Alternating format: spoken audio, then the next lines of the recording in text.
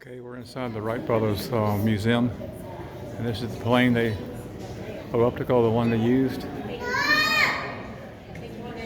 It looks different motor and stuff than the one that's out there and up in the outside. Looks like a different motor together with Wright sitting, laying down on it. So I don't know what the difference is. Let me get around here in a second. Read some of the plaques, might help some.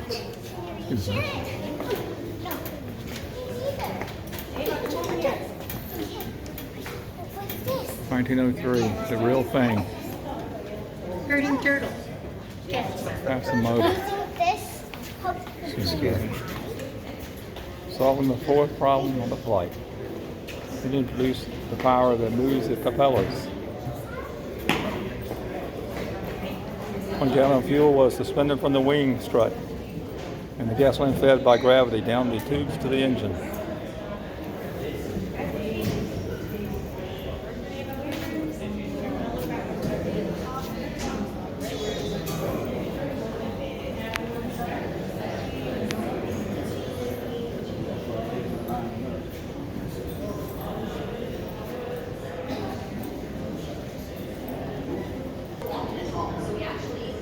Takeoff December 17th, 1903.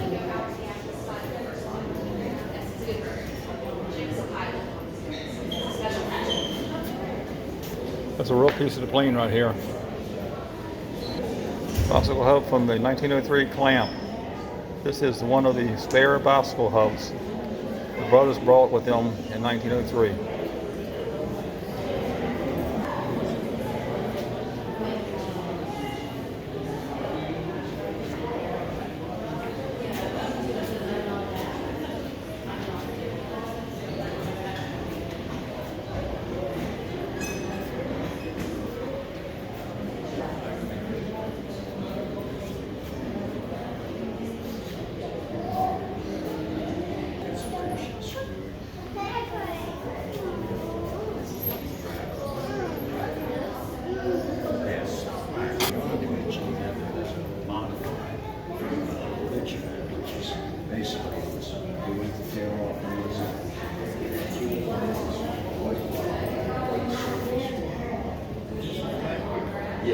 Good afternoon. Thank you for visiting the Wright Brothers National Memorial today.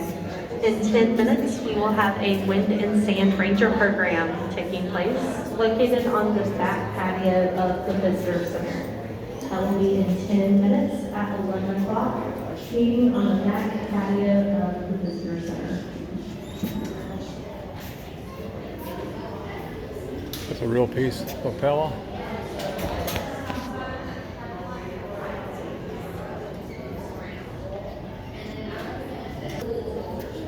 Propeller from the 1903 flyer after the brothers learned that two propellers rotating slowly work better than one rotated fast.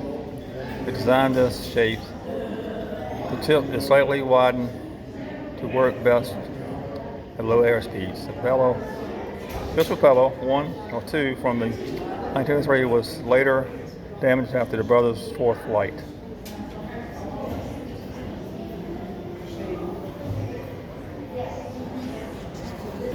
Here's a bird's eye view of the flight.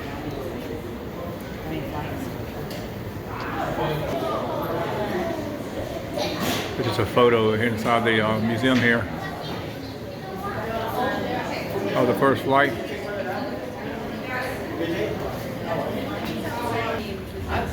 Just some of the friends that helped them through their flight.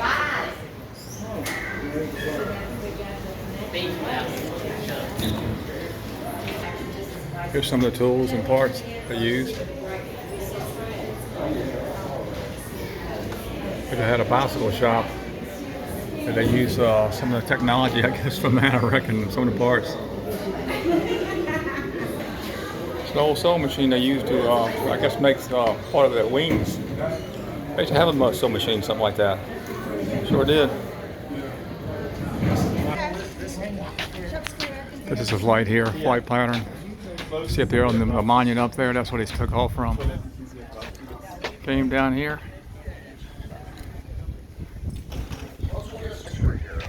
Quality, black beer, fragment colonies, just tremendous amount of civil war activity here. But this area is very significant geologically. And the reason I say that is this is where, at different times of the year, where the Labrador ocean flow from the north meets the Gulf Stream ocean flow from the south. And there are hundreds of barrier islands in the world, but we're only one of a handful that don't rest on a foundation of coral. So as a result, we're given the nickname the ribbon of sand. That you're sitting on a sandbank right now. The coastline is constantly shifting. Of course, it's stabilized now with construction and development and the like. But at the turn of the century, none of these trees, none of this grass was here. You're sitting on the beach right now.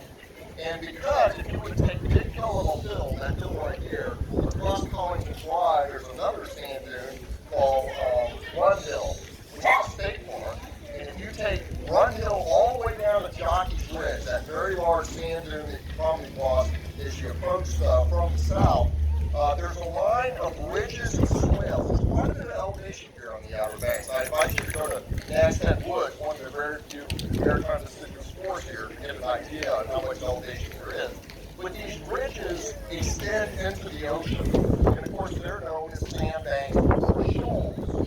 And these shoals are constantly shifting because of the dynamics of the tides. And that's why it's very treacherous for mariners to navigate north and south, because of these constantly shifting shoals.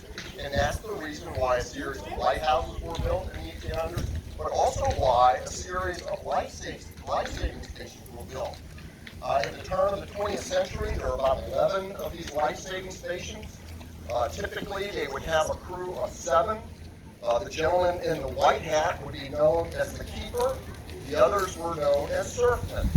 And it was their job, should a ship actually run aground, it was their job to go out and to attempt the rescue of the stranded mariners. They have a very high success rate, very proud history, and they were integrated into the United States Coast Guard in 1950. But one of these Coast Guard, or rather one of these life-saving stations, the one at Big Killamall Hill, less than a mile from here, is going to play an integral part in our story.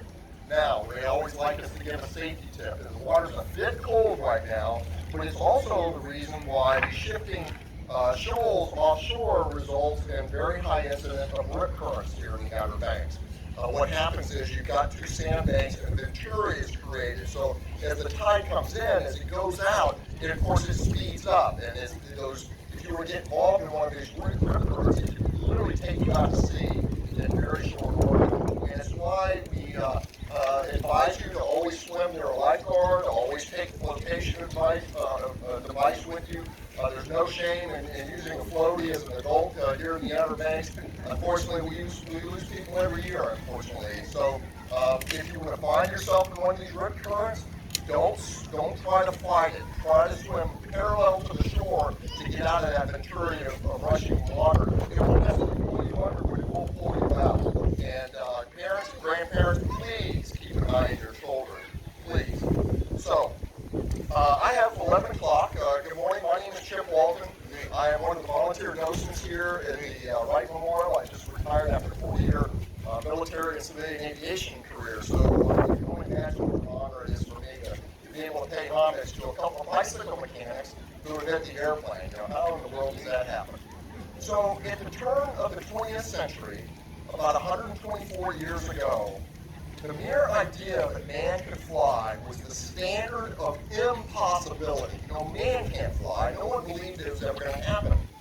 But before the Wright brothers even knew where the barrier islands of North Carolina were located, Wilbur Wright, the older of the brothers, wrote in a letter, quote, "For some years now, I've been afflicted with the belief that flight is possible to man. My disease has increased in severity, and I believe it will soon cost me an increased amount of money, if not my life." Ladies and gentlemen, that affliction, that disease was cured right here on aviation sacred ground on a blustery, frigid morning, December 17, 1903. From the spot of that 6-ton boulder right over there, Wilbur Wright flew 120 feet in 12 seconds. 12 seconds that changed the future of humanity. What the brothers accomplished with their 4-powered flight that blustery morning, men had dreamed of for hundreds, if not thousands, of years. So let me ask, have you ever had a passion for something so great that would call it an affliction or a disease. Orville Wright, the younger of the brothers, once wrote in a letter, quote, Wilbur and I couldn't wait to get up in the morning to get at what we were interested in. That's happiness, end quote. Do something you love and you never work a day in your life. It's just one of the many life lessons we can glean from this very historic yet very human story. It's a story full of triumph, yet also one full of tragedy. There's some real sadness in this story when you learn about all of the setbacks and all the losses the brothers had to endure in their pursuit of man's life. In my mind, it's the most inspiring story in American history, yet also one of the most perplexing. How is it that two seemingly unaccomplished, unassuming brothers from Dayton, Ohio, neither one with a high school diploma, how is it that they were the ones to solve one of the most complex mysteries known to mankind? What was in their character, their DNA, to be able to connect all the dots and put all the puzzle pieces together to solve this important mystery when so many brilliant minds before them had tried and failed to do so? Leonardo da Vinci, Sir George Cayley, Otto Lilienthal, Octave Chanute, Alexander Graham Bell, Thomas Edison, all of them tried to solve this grand problem of life, and all of them failed. At the turn of the 20th century, you were a fool or a crackpot if you thought man would one day be able to fly. But there were some esteemed scientists and engineers worldwide who thought it might be possible. A couple of those were Americans. You've probably heard of Octave Chanute, a very famous civil engineer who built a couple of bridges in the stockyards in popular cities. Another was Samuel Pierpont Langley. You've probably heard of Langley Air Force Base. At the time, Professor Langley was the secretary of the Smithsonian Institute. Smithsonian was the epicenter for scientific and engineering pursuits.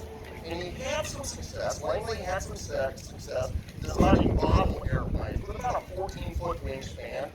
It was unmanned and powered by a steam engine, which of course is impractical for an airplane. But the thought being, as the internal combustion engine was coming of age, someday perhaps you could scale that model up to have a full-size airplane.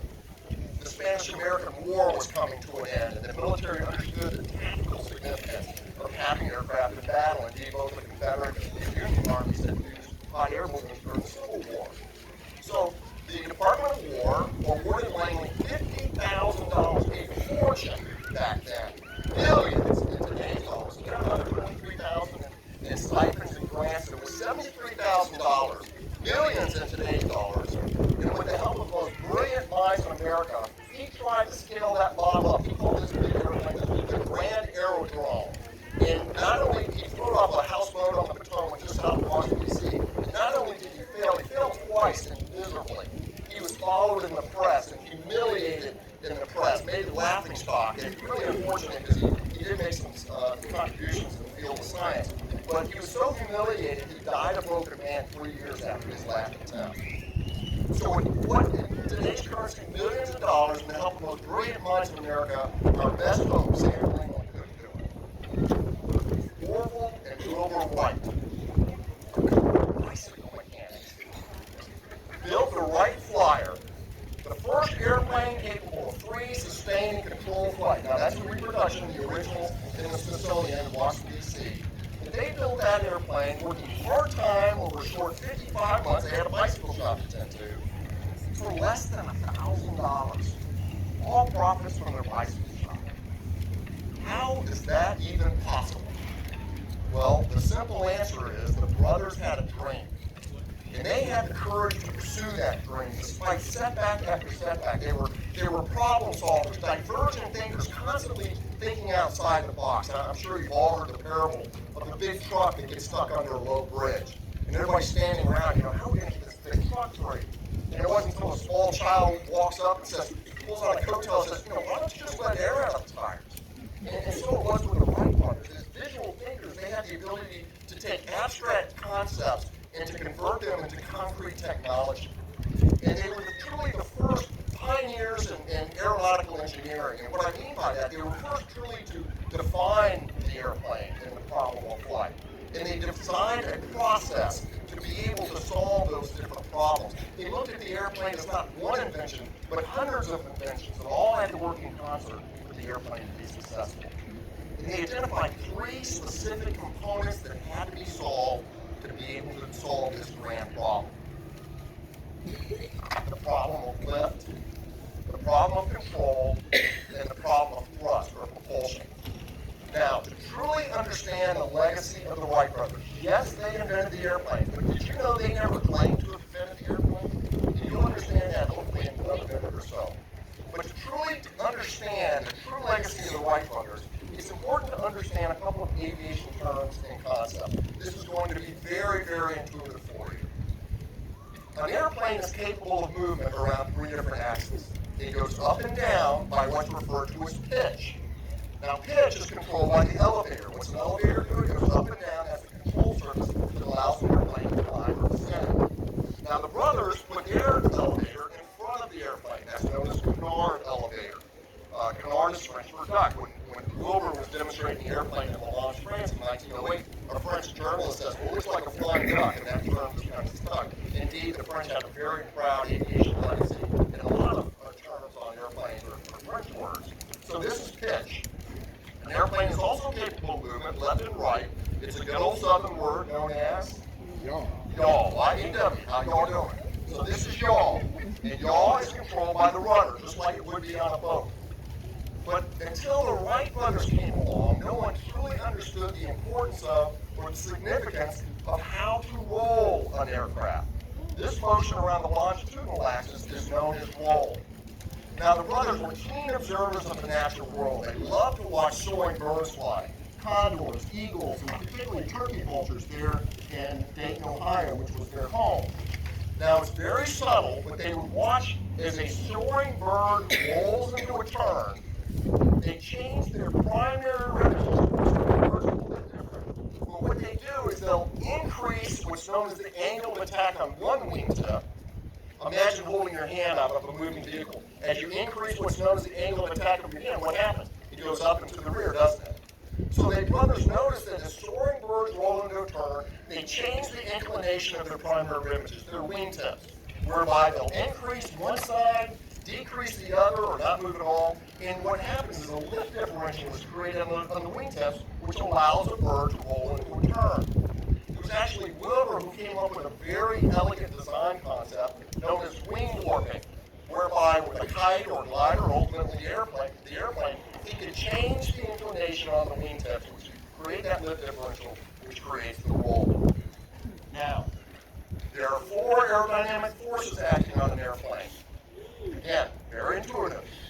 The forward force, or vector is just a representation of direction and magnitude, but the forward force is known as thrust. And of course, thrust is produced by the engine and propellers of the automobile engine in your car. The rearward force, or the resistance of the aircraft going through the air, that's known as drag. Now, there are a couple of different kinds of drag on an aircraft, but for the sake of our program this morning, if thrust exceeds drag, the aircraft will accelerate. Does that make sense to everybody? Okay, good. The downward force is easiest for us to measure. It's known as gravity or weight. Now, we know that the Wright flyer weighed 605 pounds. The Wright brothers weighed 145 pounds soaking wet. That's a normal-sized man in 1903. So added together, we have 750 pounds of weight that has to be counteracted by an upward force known as lift. Now, of course, lift is primarily produced by the wing. But until the Wright brothers came along, no one truly understood how the size, shape, and curvature of the wing, that's known as camber, how that impacts how efficient that wing is going to be. And through the wind tunnel test in 1901, they were able to optimize the size, shape, and curvature that's known as, they were able to figure out what's known as coefficient lift, and that's just a fancy engineer word with how different curved airfoils react to different angles of attack. So that's 0 angle of attack, 5 degrees, 10 degrees, 15 degrees, and it's through that collection of empirical data the brothers were able to determine how to make their wing more efficient. So, the wing lift is produced as air flows over a wing, it speeds up above the wing relative to that below the wing. You might remember from high school science class something called Bernoulli's principle. And we know from Bernoulli's principle that if the velocity of a fluid increases, its pressure does what? It decreases, doesn't it? And in nature, high pressure always seeks out low pressure. Think of the wind. So we've got low pressure south of us. See, and high pressure seeking out low pressure.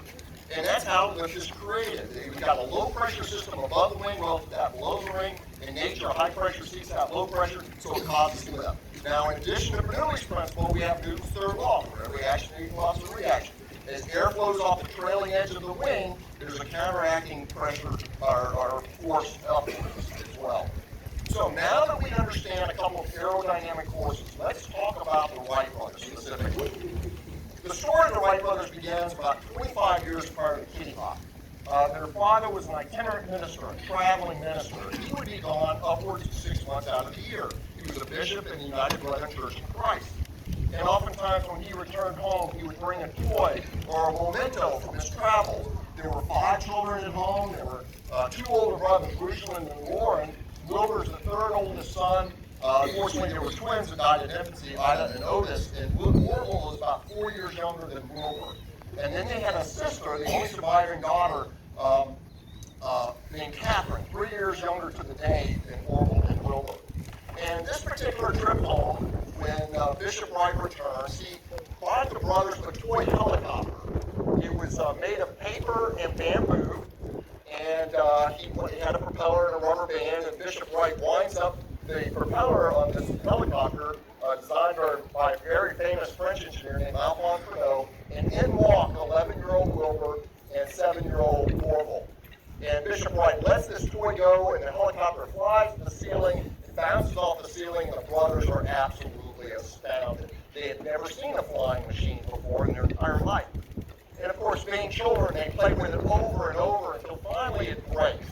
But instead of throwing the toy out, they call it a toy bat, they replicate the toy, they rebuild the toy. They got their mechanical aptitude from their mother, Susan, who is grown up the daughter of a carriage maker and a wheelwright. She learned carpentry as a child and passed those skills on to her children. Indeed, it's said that Bishop Wright couldn't hammer a nail straight.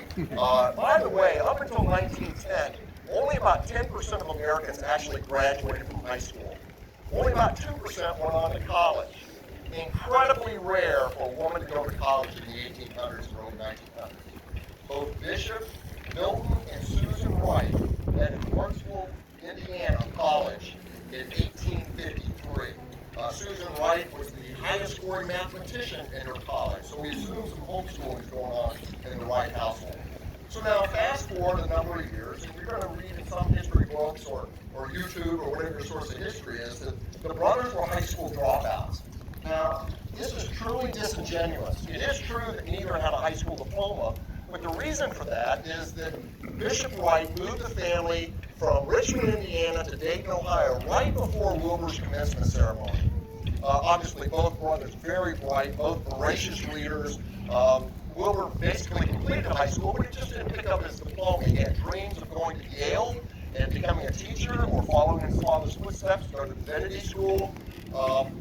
Very bright young man, young, athletic, and handsome young man. Orville, on the other hand, had taken so many advanced classes his first few years of high school that he didn't have enough core courses to graduate with his peers.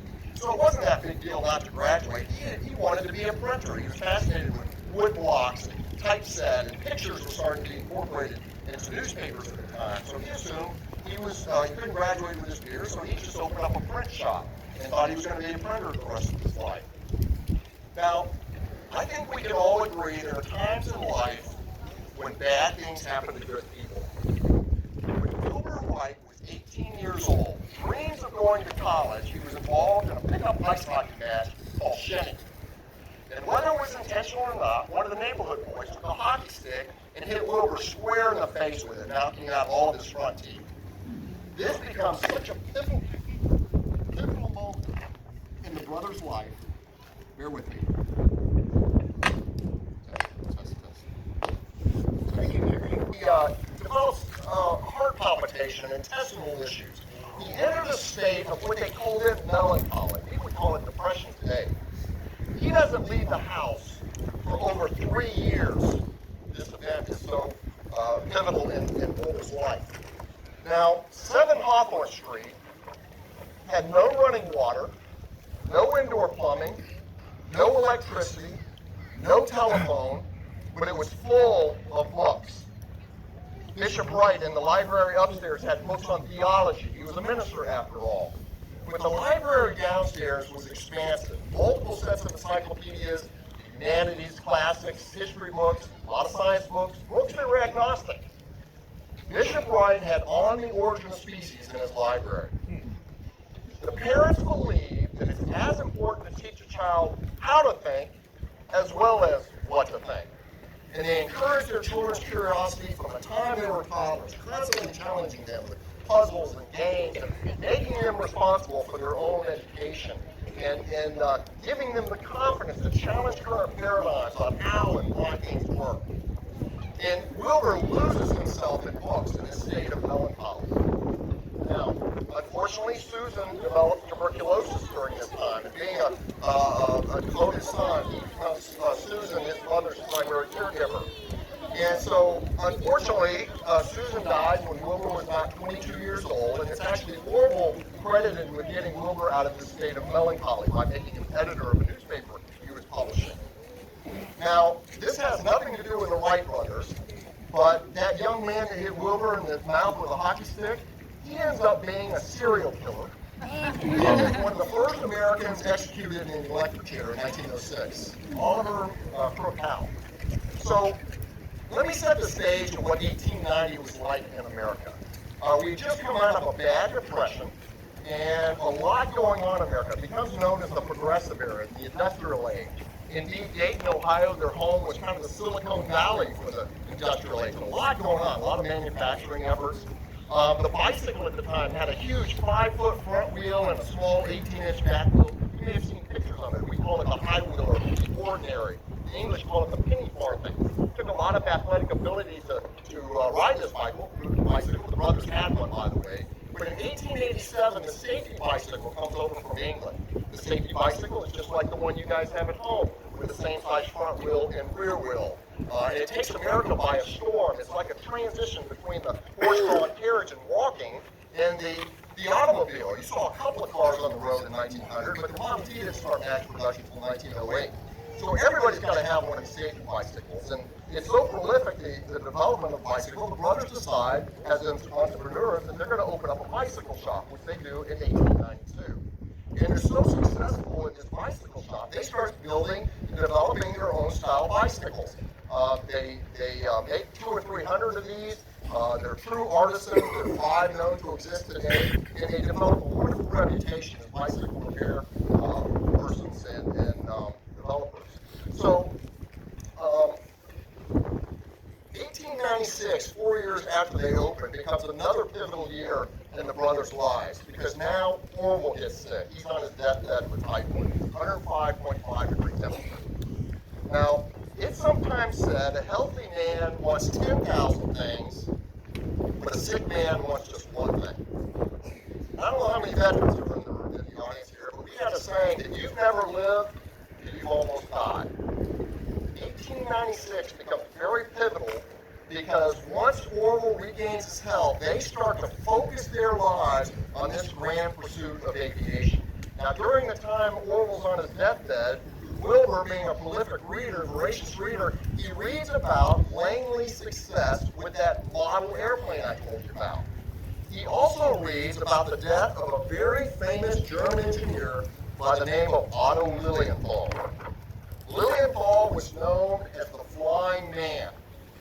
He had about 16 glider designs, over 2,000 successful glides until that last one. He built a mound about half the size of Big Trouble Hill outside of Berlin to experiment with his gliders. Unfortunately, on that last flight, his glider stalls, he falls, breaks his spine, and dies the next day. And Lilienthal had been an inspiration to the brothers. They were constantly reading about science and engineering. And as Orville regains his health, Wilbur's sharing all this information, and intuitively, Wilbur saw a design flaw in Langley and Lilienthal's wing design. So they start to read all they can on aviation and aerodynamics. There wasn't much out there. And by 1899, they end up writing to the Smithsonian asking for a bibliography and information on all that's been written on aerodynamics and aviation. There wasn't much. But 1899, it also becomes very significant in the brothers' life because the story goes that Wilbur is alone in the bicycle shop one day. And a customer comes in to buy an inner tube. And as Wilbur sells the customer the inner tube for the bicycle, he's holding the inner tube box, shaped like a spaghetti box you would have in your cupboard. And as he's daydreaming, he's twisting the ends realizes that the box ends twist very much like the primary images of a soaring bird. And in his mind's eye, the top of the box could be the top wing of a kite or a glider, and the bottom of the box could be the bottom wing. So for proof of concept, the brothers built a prototype, a 5-foot kite, tethered to 2 wooden sticks, kites like you see in a store today, and they fly it there in Dayton. And as they change the inclination of the wingtip, the kite performs exactly like they think it should. It rolls into a turn. This is an aha moment, an epiphany in the development of the airplane, a high watermark in the development of the airplane. So realizing that Dayton, Ohio doesn't have the kind of weather, specifically winds, to be able to continue the experiments that Lilienthal had done, they write to the National Weather Service asking for the windiest places in America. Now, Kitty Hawk isn't first on the list, but what do you think is? Windiest city in America? Chicago. Chicago's number 1. Now, intuitively, common sense tells them if they're going to experiment like Lilienthal had, they're looking for 3 things. They're looking for wind to improve the aerodynamic efficiency of the wing. They're looking for sand because they know they're going to crash over and over and over again. They literally want something soft to crash into. But thirdly, they're looking for isolation because they saw how poorly treated Langley and other scientists were in the press and how folly everybody thought the pursuit of aviation was. They didn't want any onlookers or distractions. Now, keep in mind the barrier islands of North Carolina, where you sit now, the turnaround banks has come around from the 1950s. But the barrier islands of North Carolina, when Orville got here, he says, this is what I've always imagined the Sahara Desert would look like. None of these trees, none of the grass was here when they got here. You're sitting or standing on the beach right now. So they end up, right, we didn't get our first bridge until 1930, by the way, and so the brothers end up writing to the National Weather Service to get this list. Kitty Hawk ends up being 6th on the list. Now, I always include a 4th reason they came here, but I'm going to get to that in just a second. So the brothers write to the weather station here in Kitty Hawk. It's about 4 miles from there. By the way, Big Hill Hills wasn't incorporated until 1953 to clear up a little confusion there. You're sitting in Kitty Hawk right now in 1900. So the weather station, Joseph John Dosher's the manager. He gets the brothers' letter asking if there's wind and sand, and he writes it back and says, indeed, there's wind and sand. But Dosher, the manager, shares the letter from the Wright brothers with a gentleman by the name of William Tate. Now, William Tate is the only outer banker who had been to high school, and he performed all the government services here on the barrier islands. He was the Chamber of Commerce, the county commissioner. This is part of Currituck County at the time. He was the voter registration, dog catcher. He and his wife switched off being postmaster. So when he sees the brothers' letter, he writes Orville and Wilbur right back and says, oh, you boys come on down. We've got plenty of wind, plenty of sand. We've got hills you can glide off of. And the most important thing that Bill Tate puts in the letter, and we've got a hospitable people if you were to come among us. So I always include Southern hospitality and the contributions that the locals contributed to this effort, because had it not been for the surfmen of Big Hill Level Hills here or the other locals, this story may not have turned out the way it did. There's no way 2 145-pound men can lift a 605-pound airplane. So they play a true part of the success of the story. So the brothers decide Kitty Hawk's the place. They build a 17-foot glider. They bring it here in 1900, and it performs okay, but it's not producing the lift they think it should get. So part of the lift, it's an algebraic equation, very simple high school algebraic equation that takes density, altitude, dynamic pressure into account, humidity and temperature. It takes surface area of the wing into account. It takes velocity squared, how fast the airplane is going through the air. It also takes that term coefficient lift. Again, it's just a simple empirical number that how efficient a different curved airborne, a different cambered airballs react to different angles of attack. So they double the size in 1901 of the wing. Now they were using lift data that they obtained from Otto Lilienthal. But during the development of their wing, they realized that perhaps that data was flawed. So they had worse luck in 1901 than they did in 1900. On the train ride home, it said that Wilbur's overheard saying that not for 1,000 years will man fly. And they were frustrated and perplexed. They didn't understand why their gliders weren't performing like they think they should. They were ready to quit. but it had not been from the encouragement from that civil engineer Octave Chanute and, quote, the nagging of their sister Catherine, they perhaps would have quit. So what they instead do, they build a wind tunnel, 6 feet long, 6 feet square. There's a replica in our museum there. They don't invent the wind tunnel, but they do invent the instrumentation of the balances used to be able to measure that coefficient of lift. Okay? So with that data, they completely redesigned their wing for 1902. They take 10 shears and pieces of tin and cut out 200 miniature airfoil designs. Number 12 is the optimal one. The 1902 wing is designed after that number 12 airfoil. And so in 1900, they might have had 12 successful glides. In 1901, maybe 40 or 50. But in 1902, they have 700 to 1,000 successful glides off of Big Hill Level Hill. However, during the first few hundred, as they roll the aircraft, sometimes the nose would turn in the opposite direction. Now we call that adverse yaw today. They call it a reverse steering problem. They had a fixed rudder. So finally, Orville came up with the idea, says, perhaps we need to have a movable rudder to keep the nose pointed in the desired direction of turn. And Orville says that's brilliant. So Orville came up with the idea, says, listen, as we warp the wing, why don't we couple the movement of the rudder with the warping of the wing, attach the movement of the rudder with the warping of the wing. This is the turning point in the solution of flight. Now, we use December 17, 1903 as the most auspicious day in aviation history. But I contend October 8, 1902 belongs right up there with it.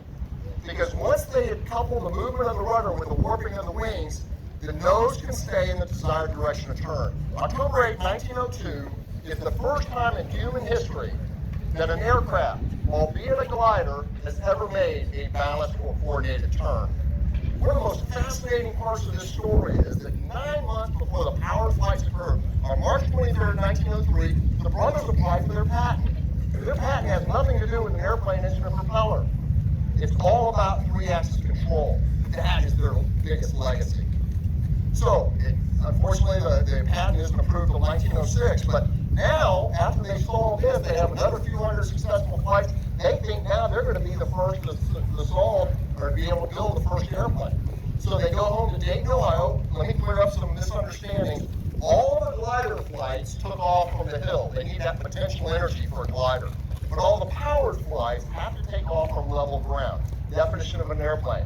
It's powered. It's heavier than air. It's not a dirigible or a hot air balloon. It's piloted, capable of sustained and controlled flights. Control is that 3-axis control I told you about. Sustain means that it takes off from its own power, gets in the air, flies without losing speed, and lands to be able to use it again. Okay, so there are those Brazilians and French. Okay, all the Wright brothers weren't the first. But when you read on that definition, the Wright brothers indeed were the first to invent the airplane. So they assume the easiest part of their problem is before them. They solved the problem of lift. They solved the problem of control.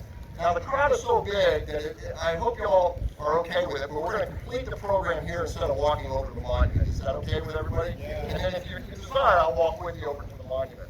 But they completed the problem of lift, they completed the problem of control. They think the simplest part, that is the problem of thrust, is before them. The internal combustion engines coming of age. So they think that they could write to the automobile engine manufacturers. There are over a dozen, and they write to them. They know from the wind tunnel test that we need an engine that will create 8 or 9 horsepower, weighing less than 200 pounds, that runs smoothly. Well, that can't be done in 1903. Engines are made of cast iron, which would have been double or triple that weight. So they mull over this problem in their mind for weeks and finally realize that perhaps they can invent their own airplane engine or manufacture their own engine. So they enlist the help with their trusted bicycle mechanic / machinist named Charlie Taylor. Now, Charlie Taylor is an unsung hero in American history. He helped the brothers in the shop build their bicycles, and he was a great machinist. So the brothers obtained a block of aluminum alloy, 92% aluminum, 8% copper, first time in human history that aluminum has been used in the production of an airplane. And with hand tools, a lathe, and a drill press, Charlie Taylor is able to manufacture a 4-cylinder, 4-stroke, 201-inch displacement engine capable of 12 power. 50% more power than the brothers think they need. In fact, the original crankcase is in their museum there. You'll notice it's painted black. They didn't want their competitors to know they weren't using cast iron, so they painted it black, and so they didn't know that they were using aluminum. The aluminum alloy came from the Aluminum Company of America, Alcoa, it's still around today. So now they solved the problem of rust. They assume now that they can get scientific theory, empirical data from the marine industry. The ship screw, the ship propeller, have been around for over 100 years. Surely there's scientific theory on how to design a ship screw. But there was none. Ship screws for the previous 100 years were designed by hit or miss, trial and error.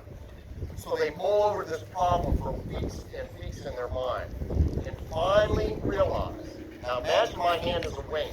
We know we've got that lift vector straight up, right? The brothers realized that a propeller is nothing more than a rotating wing on the vertical. So now we've got that thrust vector.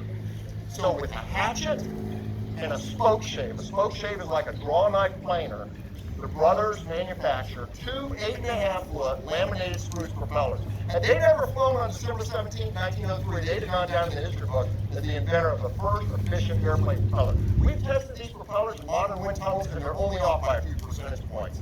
It's remarkable what the brothers were able to do with that data they obtained from those wind tunnel tests. So, all the gliders, all the airplanes were manufactured in Dayton. They are the birthplace of aviation. Any folks from Ohio here?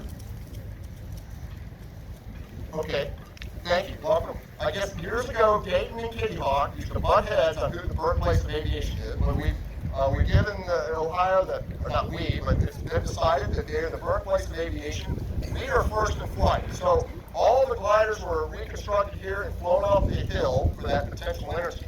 And so was the 1903 airplane. The brothers come here, and brothers, I'll just continue. Can y'all hear me okay? I'll speak up. So the brothers come here in September 1903. They build a building on the right, which serves as their hangar, and they start to put together what they think is going to be the first airplane capable of Just don't, I can't hear this. I'll just begin, and thanks for watching. After setback. 75-mile-an-hour winds, torrential rains, constant problems with the engine, the propeller shaft. Orville had to go all the way back to Dayton, Ohio to redesign the propeller shaft. Finally, they come here and they're ready to fly for the first time on December 13th. They know from the wind tunnel test they need winds of 18 to 22 miles an hour. So they wake up on the 13th. The issue is it was a Sunday. And never in their entire lives the brothers work on a Sunday out of reverence. They never smoked, they never drank, they never cursed. These are men of the highest character, if you will. They never got married, by the way. They both died as bachelors. They claim in jest they didn't have time for an airplane and a wife. So then they wake up December 14th, but they have no winds at all. They need that wind to improve the efficiency of the wing to produce incremental lift there, the relative wind, if you will. So what they decide to do, because they promised their father they'd be home by Christmas, what they decide to do is take their monorail. Now the monorail serves as their runway. It's 4 15-foot 2x4s stood on wind. Of course, a 2x4 was actually a 2x4 in those days. It was covered with a metal strip. And they took it 150 feet up Big Column Hill on a 9-degree slope. Their thinking was the gravity of the slope will compensate for the lack of headwind. Does that make sense for everybody? And so finally, they pull the propellers through to start the engine. They flip a coin. Wilbur wins the coin toss. So finally, Wilbur's ready. He releases the restraining wire. The Wright flyer shoots down the rail. Wilbur pulls back on that elevator. The airplane climbs first ever powered airplane stall. 3.5 seconds later, it crashed, damaging the yard elevator. So the flight was neither successful, sustained, or controlled. So it takes them 3 days to fix the airplane. They wake up December 17th. Now it's a gorgeous day today, but December 17th, 1903 was a miserable, miserable day. A cold front had moved through. Remember, no grass, no trees. All the puddles on this field were iced over. Wind chills below freezing. A biting Arctic wind off the northeast, 27 gusts 30 miles an hour. It's a miserable, painful day. You ever got that cold soak feeling? It's just impossible to get warm. But the brothers promised Dad they'd be home by Christmas. They decide to go for it. So they hang a signal flag on the side of their living quarters. 3 surfmen showed up from the life-saving station. A lumber dealer from Manteo, a little island west of here, there's been a shipwreck. He wants to salvage some of the lumber. A 16-year-old boy skipped school that day. 5 of them see the flag, and on this miserable day walk over to help the brothers reposition the monorail at the base of that boulder. Of course, the boulder's right here in 1903, and lift the 605-pound airplane to the launch spot. Now, the brothers, specifically Orville, had photography as a hobby. That's why we know so much about this story. They took pictures on every step of the experiment. And so they set up a camera about 30 feet, pointed in the general northwest direction, and they gave the bowl of the camera to surfman number 2, John T. Daniels, 6 feet tall, 240 pounds, in 1903. That's a huge man. Born and raised the Barrier Islands, he never operated a camera before, but he was a good marksman. And the brother says, Mr. Daniels is just like sighting a target. If you see something interesting happen, squeeze this ball, which of course activates the shuttle. Orville and Wilbur separate themselves from the others, and they shake hands. And they hold on to each other's hands like two men parting who are never going to see each other again. This is dangerous work after all. Many have lost their lives in the pursuit of aviation. Finally, it's Orville's turn. Pull the propellers through. Orville climbs into the pilot position in the cradle. Wilbur's on the right wing, steadying the wing. And at 10:35 in the morning, against a 27-mile, gust 30-mile-an-hour wind, Orville Wright starts moving down the rail. 40 feet down the 60-foot rail, Orville Wright slips the surly bonds of earth and becomes airborne. He flies 120 feet in 12 seconds. 12 seconds that changes the world. Before that moment, no one involved in aviation had done anything fundamentally right. Since that moment, we in aviation do nothing fundamentally different. That's the seminal airplane. All modern technology stems from that airplane right there. Everybody's so excited. The brothers are a bit stoic. I think they expected it, but they run over to John Daniels. John, did you get the picture? He says, I have no idea. It wasn't until they got back to their dark room at 7 Hawthorne Street that they developed one of the most famous pictures ever taken in history. Daniels claims it's the only picture he ever took in his entire life. So now it's Wilbur's turn. 11:20 in the morning. Wilbur flies 175 feet in 12 seconds. Winds have died down just a minute. Orville's turn. They're going in between flights to warm up. It's a miserable, freezing day. 11:40 in the morning. Orville, it's his turn again. Third flight. 200 feet in 15 seconds. They're getting the hang of it. The weak link is that guard elevator. It's very unstable. They're trying to find the sweet spot to fly straight and level. They're all about risk mitigation and safety. First couple of flights, 8 to 10 feet.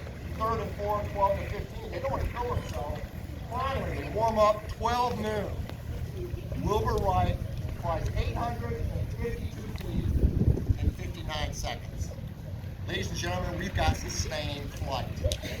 They're so excited, they carry the airplane back. They set it next to the hangar. They think maybe for the 5th flight, they'll fly down to the weather station. There was a telegraph machine there. Bishop Wright had given them a $1 bill. A lot of money in those days to telegraph home if they were successful.